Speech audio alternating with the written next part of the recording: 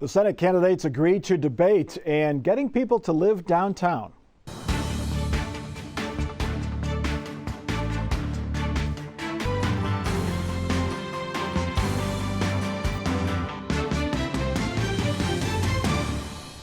Welcome to Columbus on the Record. After weeks of indecision, political jockeying, and negotiations behind the scenes, Ohio's two candidates for U.S. Senate have agreed to debate twice in October. Republican J.D. Vance and Democrat Tim Ryan will debate in Cleveland and Youngstown. The Cleveland debate is set for Monday, October 10th at 7 p.m. Plans are for this debate to air on TV stations in Cleveland, Dayton, and Columbus. The Youngstown debate will happen a week later on Monday, October 17th, also in the evening. It is sponsored by WFMJ-TV, and as of right now, it appears it'll be aired locally. Jesse Balmert, both of these debates in Northeast Ohio, not in Central Ohio, not in Southwest Ohio. What does that say? Yeah, it's interesting because this is really Tim Ryan's backyard almost, and the district and area that he represents in Congress right now. So I'm a little surprised that they didn't agree to a debate in Southwest Ohio, where J.D. Vance has been living recently. And so, but, it's going to be televised across the state so people can listen in regardless where they are living. Youngstown, I predicted that one debate would be there because that does seem to be, Andy, ground zero in this campaign. I think it absolutely is. And if you look at the candidates on the Republican side and the Democratic side, they both see that as an area that they need to win. The Mahoning Valley area, Mahoning County, Trumbull County, these are areas that the Democrats used to win historically, but have since flipped for Donald Trump in 2016 and 2020. And the Republicans think that if they can win that area, that they can maybe take away the whole state. And so Republicans, Democrats, Tim Ryan, J.D. Vance, they're all going to be fighting for that Mahoning Valley area. Yeah, the polls out this week, the latest poll is very similar to the polls we have seen the past few weeks. This one done by Spectrum News and by Siena College. It shows Tim Ryan with a 46 to 43% lead, certainly within that margin of error, still neck and neck. Sam Gresham, this is good news for Tim Ryan, but do you wish he was starting to pull away a little bit, or does he have any hopes of pulling away before Election Day? No, I thought in the midterm, if he's close, he's in the race. I never thought there would be a double-digit spread, if anything. I have to say to you, I didn't have much confidence in Mr. Ryan's campaign initially because of the way it was structured, going after the right wing. I have to give him respect now because he is at least competitive. And I also think he's done something that the rest of the country is looking at. How does a Democrat run in a ruby red state? And he's given them a book on how you do that. Now, in the end, how successful he will be, I'm a little concerned about, but it's going to be close. My other concern, too, was I didn't see much black representation. And there were questions all across the state, and particularly in the Columbus community, where is he at on those issues? I've been assured by people up there that he's good and he's talkable. All right. We'll get to that in a moment. I want to get to Bob, though. On the tightness of the race, yeah. If you look at the sort of the cutouts, the demos and the gender, Tim Ryan does much better among independents and much better among women. Mm-hmm. Is that concerning for Republicans? The women is typical. I mean, Republicans do well with men. Democrats do better with women. Independents, that is an issue.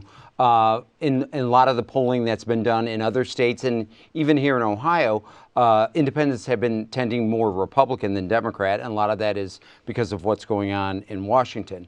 But yeah, that's an issue. I found it interesting, though, that they were doing these debates in Northeast Ohio because it's almost like J.D. Vance is keeping Tim Ryan up away from the rest of the state because he isn't really that known outside of Northeast Ohio. J.D. is even less known. So for him to go into Cleveland and to go into Youngstown is actually very helpful for him, but I think it kind of hurts Tim Ryan to be stuck up there. Yeah, Jesse, in that poll, Tim Ryan has basically a 20-point lead over J.D. Vance in Northeast Ohio, 57 to 35% or something like that. So, but still, that's Democratic-rich country traditionally.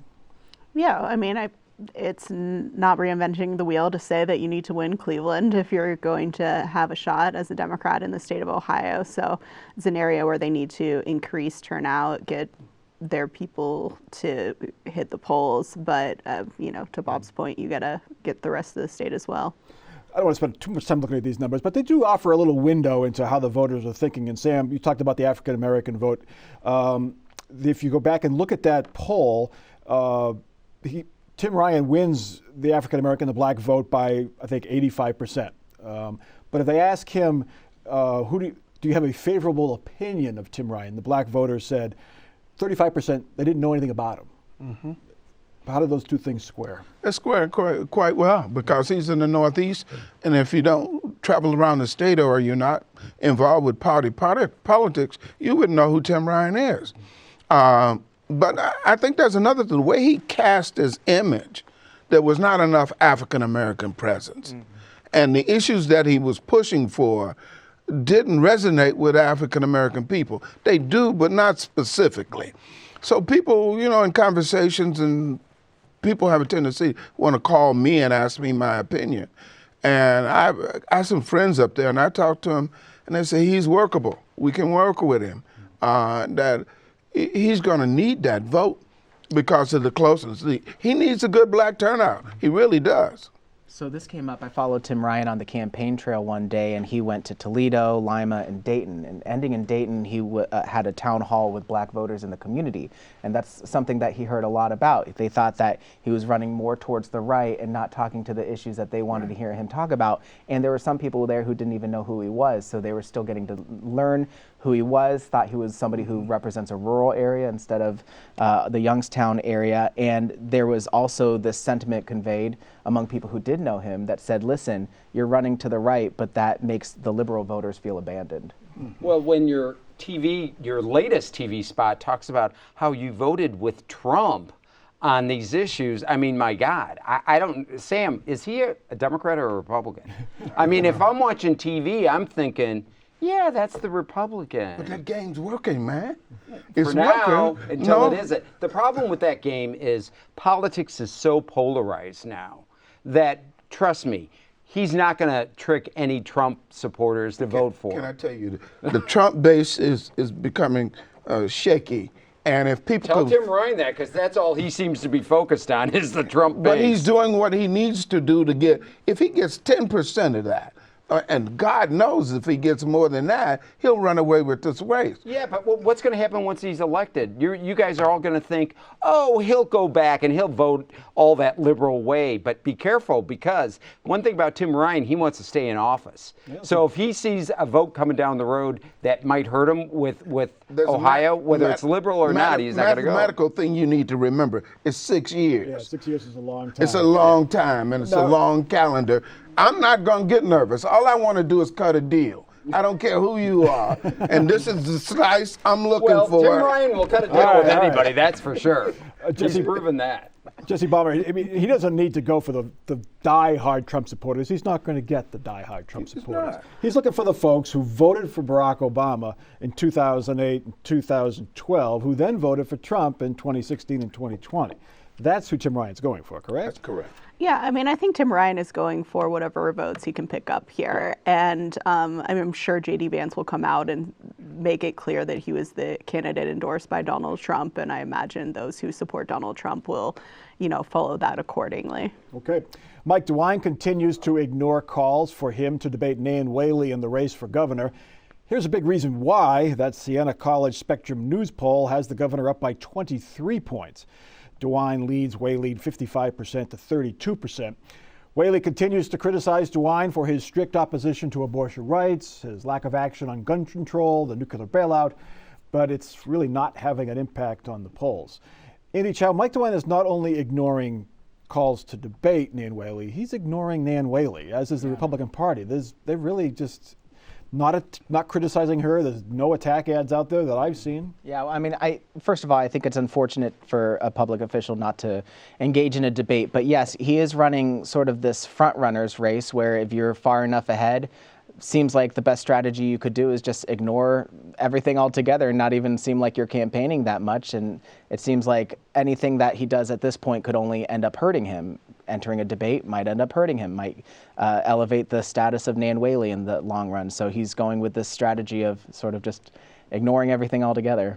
Bob Clegg, editorial boards, newspapers have been hammering Mike DeWine for not agreeing to debate.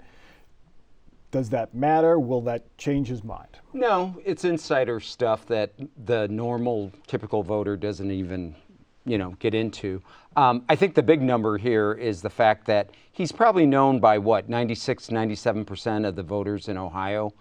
Nan Whaley, much, much, much less well known. And you see it with the Senate debate. You have two guys that are basically unknown for large segments of the state. That's why they jump in these debates. They got to get more exposure. But Mike DeWine doesn't need any exposure. He's been on the statewide ballot how many times? Jesse, you look at all the questions he would be asked at the debate. What about your stance on abortion? What about lack of action on gun control? Talk about your success with COVID, the first months of the COVID pandemic. He doesn't want to answer any of those questions, I'll bet. Yeah, I mean, Mike DeWine hasn't talked very much about abortion since Roe v. Wade was overturned with the Dobbs decision earlier this summer. He had a speech that came out and said we should all be calm and civil about this, but really hasn't been answering many questions about it, even less than other statewide elected officials. To your point, Nan Whaley was there for the Dayton mass shooting, and that's certainly something she would bring up at a debate. And a lot of the gun reform has just stalled in the GOP-controlled legislature. So, yeah, are these topics that he would like to talk about? No, I think he'd rather focus on intel, focus on some of, the job creation efforts, and that's what you're seeing in his ads, and that's what he's presenting to voters. And if he brings up COVID, Sam, he angers Republicans who didn't like his shutdown. That's tactics. true, and I thought that was amazing. They wanted to cut his throat on him trying to do something about COVID. I want to go back to Nan, though. Nan had a good opportunity if she had wrapped herself in the right issues. I also think it's an illustration of the people you put around you and how they think. I think our young senator candidate was willing to take a risk. Nan was so conservative about the issue. She didn't want to appear to take a risk. I mean, with the whole Dobbs issue, she should have pounded that 24 hours a day, 365 days a year. But she didn't. She talked about her family. She talked about having somebody in the governor's seat like her. I think there were more issues that she could have used that could have helped her in a campaign. Now, the question often comes up is the economy is the most important issue to voters this cycle, and it is. But I went back and looked at the polls in 2018 and 2022. Same cycle, a midterm election. The economy was number one in both elections. A little bit more important this time around. But abortion, if you look at that, in 2018, abortion was listed as the most important issue by 4% of the respondents. Now it's 13%. Still not the most important issue, but that's a huge jump, Bob. Is that concerning for Republicans? No, because there's also people that are pro-life that fall into that percentage. I found it interesting that Tim Ryan doesn't want to talk about abortion. Nothing in his. It's so weird to watch a Nan Whaley ad lately because she has jumped in on that. She has a person who had an abortion and explained why. I mean, she's trying to use it. Tim Ryan seems to be running away from it, and he did flip on the issue. He used to be pro-life, now he's pro-choice up to birth, and maybe that's why he doesn't want to use it. But I mean, if you think it's a good strategy, you should let him know because he doesn't want to talk about it. Andy, another issue that was in the two polls that could go both ways, both on the right and the left. But in 2018, threats to democracy was not even listed. That's right. This year, it's 20% the most important issue, just Wonder behind how the they economy. got that way. It's the same thing like what Bob just said. It depends on who you ask and what their definition is. So my colleague Joe Ingles with the State House News Bureau asked the Ohio Democratic Party Chair Liz Walters about this and said, listen, if people are saying they're worried about the threat to democracy, yes, you're thinking about those who are worried about the insurrection storming the Capitol. But it could go back to people who believe in the big lie and believing that maybe the elections are rigged, which it's not, but people could be answering that way too. You know, it's been a perennial thing. It's always been the economy, stupid. I forgot who coined that. James Cargill. Cargill but it's not. It's about who you feel comfortable with moving forward in this country. That's what it's all about. They always talk about those economic issues. I mean, Barack Obama was on the edge of oblivion in his first campaign because the economy was dead. It wasn't, therefore it became an issue. but it's not. It's about who do I feel comfortable with moving forward. Or who do you blame if things are going poorly? That's to a degree, not totally. Yeah, They didn't blame the Republicans that much in Barack's first term because Bush was there, and they kind of glossed over that it was a Republican problem. It was a problem of the economy. That's what they said. All right. As we know, Ohio's unconstitutional congressional map gives Republicans an advantage in most districts and Democrats an advantage in a couple districts. The congressional races here in central Ohio appear uncompetitive, with Steve Stivers, Mike Carey, and Joyce Beatty and Jim Jordan rated as likely to win. But in Toledo and Cincinnati, the races are closer. In Cincinnati, incumbent Steve Chabot faces a tough challenge from Democrat Greg Landsman. That district has become less safe for Republicans. In Toledo, in Northwest Ohio, the so-called Snake by the Lake district is gone, as is Democrat Marcy Kaptur's built-in advantage. She faces Republican J.R. Majewski. Majewski is a far-right candidate. He was among the protesters on January 6th, and it has come out in recent weeks, thanks to AP reporting, that he has embellished his military record. Bob Clegg, let's go to the district in Cincinnati, District 1. How concerned are Republicans there? After all these map making, the Republicans could actually lose a seat this time around. I mean, it's a really close district, party-wise. I think it's maybe slightly Democrat.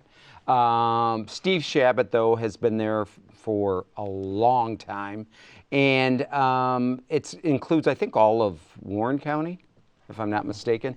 And that's going to be a good base for him to run from. It's going to be a matter of turnout. And I see at this point where the turnout down there is probably going to help Steve Chabot survive that race.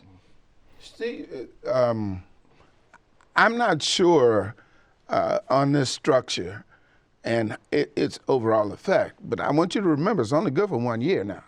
Sure. So this next map that we're coming up with is going to be different. Also, Is it? Maybe. well, we're going to have a different Supreme Court. I think it'll be more Republican, but that's just me. But that's just you. I think the Supreme Court turnout in the vote, who gets elected, is going to be a very important thing. I hope they find some way to slap Republicans on their hands this time for not giving us a new map. How about $5,000 a week until you get that map right? I think we need to do something like that. Cincinnati, you work for Cincinnati Enquirer. What are the folks down there thinking about a city council member unseating a congressperson? Yeah, so the first district is actually a great example of how redistricting went. Because of the rules, the city of Cincinnati had to be completely included in this district. Previously, it had been split up in between Chabot and Brad Winstrup's district. So keeping the city together helps Democrats. But there are a lot of different ways that you could have drawn that district so that Cincinnati was completely enclosed in Hamilton County, but that was not something Republicans were excited about. They wanted to keep Warren County with it to offset some of the Democratic votes in Cincinnati. And so what you have right now is a very competitive district, probably the most competitive one in the state, and it is leaning a little bit to the Democratic side. But Steve Chabot, very well known, has been representing that area for a very long time. I think Greg Landsman is running a decent race down there, but it's hard to beat someone with that much name recognition. Yeah, the Republicans have been leaning on the fact that he's an incumbent and that they think that this could be a red wave where if you're in midterms when a Democratic candidate wins the presidency, they think that could be their momentum they need. Republicans had some hopes of defeating Marcy Kaptur up in Toledo when they redrew the districts and made it more competitive. J.R. Majewski wins the primary after painting Donald Trump on his front lawn. Republicans immediately were worried, and now those fears are really kind of coming true. Yeah, I was never a big believer in that race. I'm from Toledo. In fact, I moved out of Toledo to come down here when Marcy Kaptur first started in the House of Representatives, so that's a long time ago. And she's really popular up there. I didn't think they had much of a shot to begin with. I think the candidate obviously was problematic. But it was weird how that happened because you had two mainstream candidates in the primary running who pretty much attacked each other, a state senator, state rep, and that allowed him, this J.R. Majewski, to run up the middle and get the nomination. All right, we get to our last topic. Former Mayor Michael Coleman has long wanted people to live in downtown Columbus. Back in 2002, the then mayor set a goal of 10,000 downtown residents. We made it, but it took 20 years. Now that Coleman is chairman of the Downtown Development Commission, he has set a new goal, 40,000 downtown residents by 2040. And he doesn't want just expensive condos and apartments. He hopes for a range of homes affordable to all. Sam Gresham, what do you make of this effort, this big push to get people to live downtown? I think in this community, that's a hard nut if you're a family to tell me to live downtown. If I have 2 kids, I don't know if I want that. I don't see Columbus as a horizontal community. It's a vertical community. And trying to get people to do that is going to be difficult. I also think something else. People want density, but people don't want density. They Density don't. next to them. They don't want Yeah, but they don't want all that. Well, how about this? They want the density downtown, not in the neighborhoods. Is that a strategy? Well, it's a strategy to the extent that all the elected politicians are running that we need apartments because we have all this development coming into the city. There's a project out on McNaughton Road where they're trying to stick 100 million apartments in this area. And it should be, and it should be single-family homes. And the reaction is they're talking about density. Apartment living in Ohio, and particularly Columbus, is not really very popular. People don't want to live in apartments. I was also talking to somebody they're trying to prepare for this tech industry to come in and the boom of the 3,000 employees, and they're saying that some of the city's existing code sort of stands in the way too, that doesn't allow new duplexes to be built and things like that. So when you're talking about the single-family homes or the duplexes, those are kind of harder to build downtown. The city is trying, as part of its new strategy, that they're redoing how they hand out tax abatements, a little more emphasis on trying to encourage affordable housing. And they're also trying to redo that code to allow for the 100 million apartment complex in German Village, Sam. But you know, the stupid part about that is they drive all the high quality custom homes to the suburbs. They don't build that in the city of Columbus because of this rush to get density. What they're asking us to do is throw ourselves and become the lamb, and all the suburbs reap the high quality homes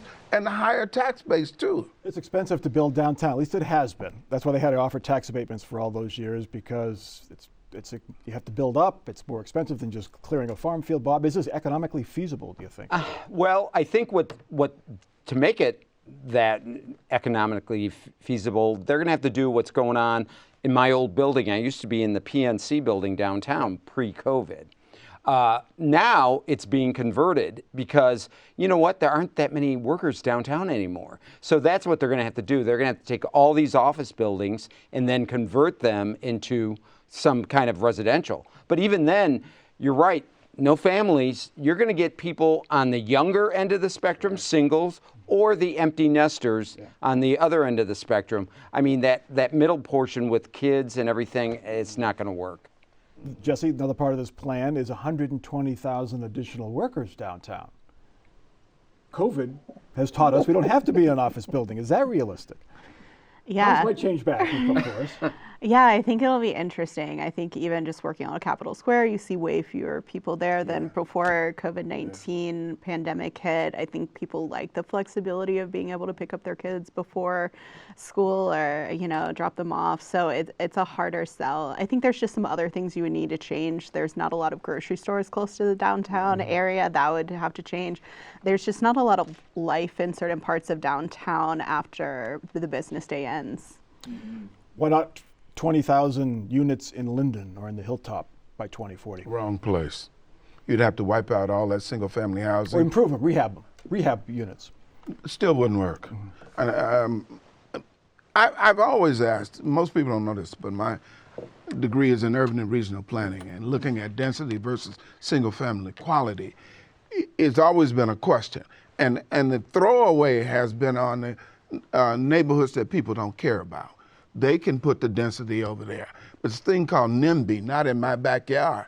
So when it comes close to the suburban houses, they don't want all this stuff. They just throw it into a place like like Linden or in the South End because they don't want it. Okay. They know what it means. Let's get to our off-the-record parting shots. And Sam Gresham, you're up first. I think the initiative of Ryan's campaign is going to be interesting how that ends up affecting the Democratic Party across the country. And Bob. Already, it's been reported this week that $6.4 billion has been spent on political ads. It'll be over $9 billion when all is said and done. That's a lot of money. Yeah. Andy. 10,000 utility workers were sent to Florida from Ohio's utility companies, Indiana and Kentucky, all to help bring people back online from the Hurricane Ian, and now they're heading towards North Carolina to help with whatever happens next. Yeah. And Jesse. Senate candidate J.D. Vance was asked a critical question for the Cincinnati area, whether he prefers Gold Star or Skyline Chili. Perhaps this can be answered in the debate. I heard the reporter got in trouble for asking that question too, from the Vance campaign. Polls out this week show that people are not big fans of the U.S. Supreme Court. Well, the U.S. Supreme Court begins a new term next week. Maybe way to get back in their good graces to show how the court operates would be to allow cameras in the U.S. Supreme Court and federal courts. Maybe that would help their approval rating. Anyway, we are hosting with cameras a special live production of Columbus on the Record at the new WOSU headquarters on Friday, October 14th.